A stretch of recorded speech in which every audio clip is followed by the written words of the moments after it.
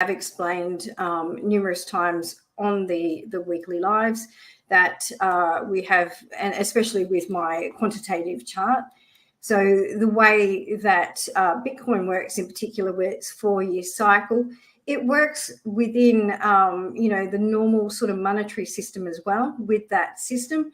And, when we get extreme sort of inflation, which we saw when Bitcoin got to 69K, governments come in and they start quantitative tightening.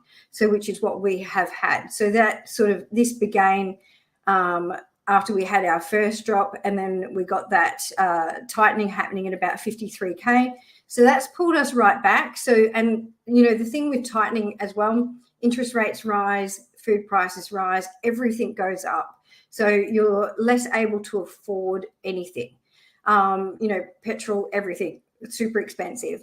So then the government goes, okay, we're going to break the economy. Let's ease back on that a little bit. So we saw last week we had quite a large print from the government, and that gives us a little bit of easing. So in this region, we normally get about, it's a juggling act. So we normally get about 3 to 6 months of easing before we get another bout of tightening again. And then we do get a full amount of easing as we go into the bull run. So that normally won't happen until we get quite close to where we're about to climb to the 2024 halving. So, or halvening, depending on what you call it. So that suits in line with what we have seen in every bull run. So essentially we got, after our, 2017 high, we began quantitative tightening, and then we got a bottom around December 18, where we saw a massive run to about 14K. And then we saw in a lot of exchanges having issues because they hadn't caught up with everything yet.